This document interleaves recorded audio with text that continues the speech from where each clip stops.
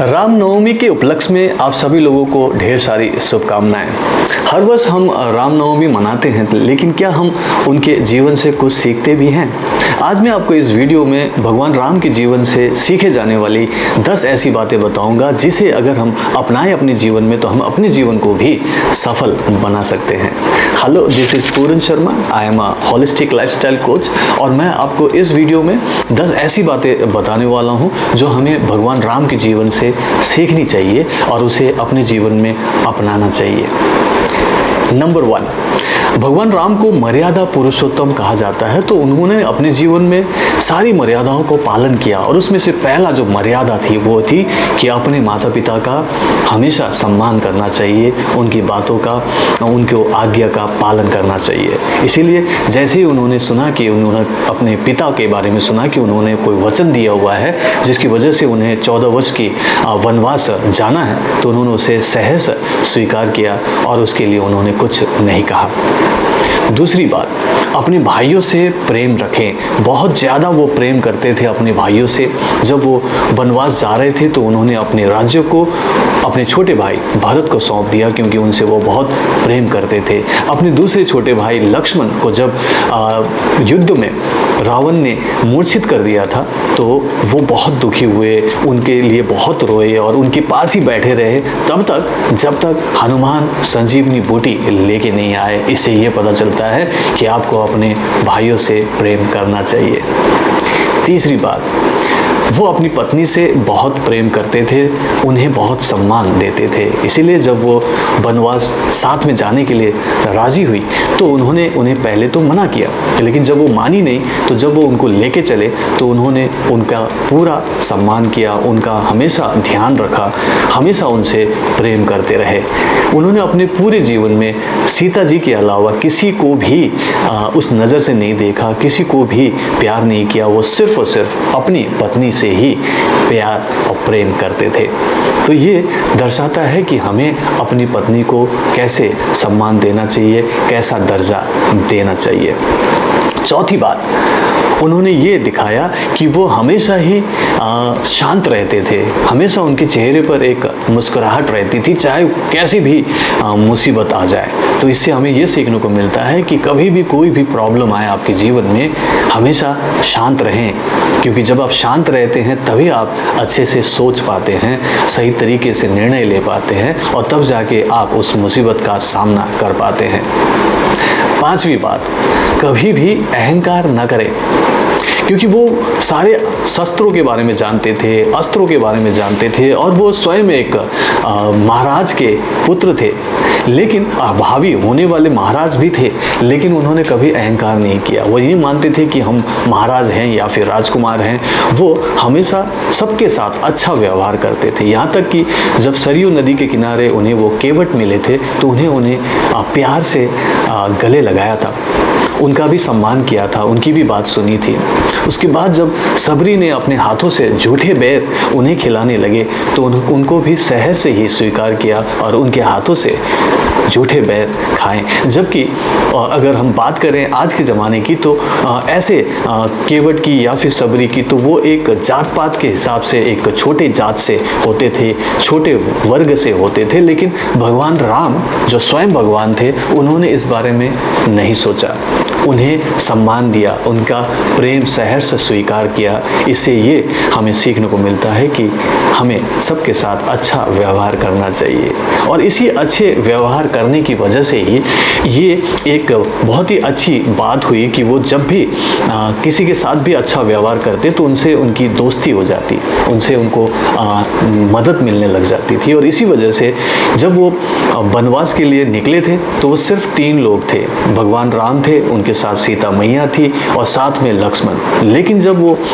लंका में रावण के ऊपर उन्होंने हमला किया था, उनको युद्ध हुआ था, तो उस समय उनके पास लाखों की सेना थी और ये लाखों की सेना उन्होंने इसी यात्रा के दौरान, इसी वनवास के दौरान जिन जिन से भी मिले थे, जहाँ जहाँ भी उन्होंने लोगों की मदद की थी, उन लोगों की वो सेना थी। जैसे इन्होंने बाली का वध करने के लिए सुग्रीव को मदद की थी और किष्किंधा नरेश उन्हें बना दिया था, तो वहाँ से भी उन्हें वानर सेना मिली थी, वहीं से उन्हें भालुओं की सेना मिली थी। और ऐसे ही करते करते करते उनके पास पूरी की पूरी फौज आ गई थी जो उनकी मदद करने के लिए तैयार थे, उनके लिए मरने के लिए तैयार थी। ये होता है एक लीडरशिप क्वालिटी, एक ऑर्गेनाइजर की क्वालिटी, कि किस तरीके से आपके पास कुछ भी ना हो तब भी आप बहुत कुछ कर सकते हैं, जैसे कि उन्होंने करके दिखाया था। फिर एक और बात उन्होंने ये भी दिखाया कि भले ही आप शांत रहें, हमेशा आपके चेहरे पर मुस्कुराहट हो, लेकिन कभी कभी क्रोध करना भी ज़रूरी होता है। क्योंकि जब लंका जाने के लिए समुद्र से वो विनती कर रहे थे कि उन्हें रास्ता दे, तो वो मान नहीं रहे थे। 3 दिनों तक जब उन्होंने प्रार्थना की, जब समुद्र नहीं माना, तो उन्होंने अपना तीर उठा के जब उन्हें गुस्सा दिखाया, क्रोध दिखाया कि मैं तुम्हें सुखा दूंगा, तब जाके समुद्र ने उन्हें रास्ता दिखाया था।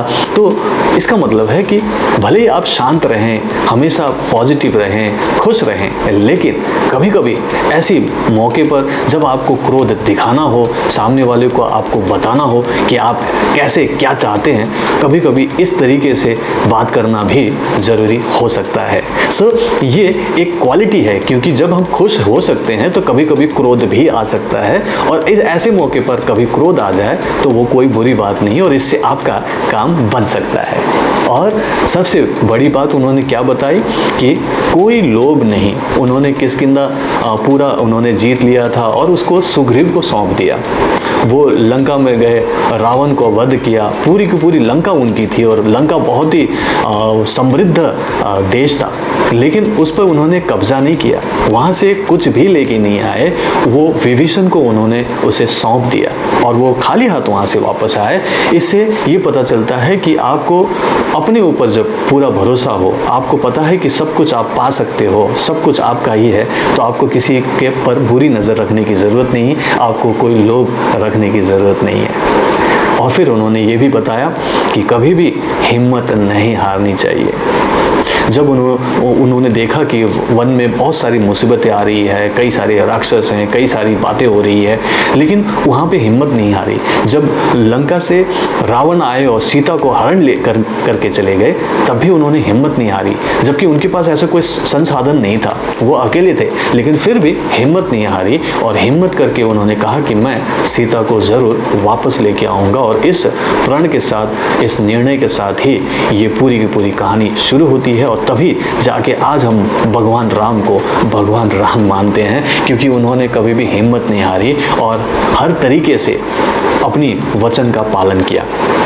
उसके बाद सबसे बड़ी बात जो मुझे लगती है कि हमें भगवान राम के जीवन से सीखना चाहिए, कि वो ये कि चाहे कोई भी मुसीबत आ जाए, उस मुसीबत को, उस कठिनाई को अपने जीवन में रुकावट नहीं मानना चाहिए, बल्कि आपको उसे अपनी सफलता का एक सीढ़ी मानना चाहिए।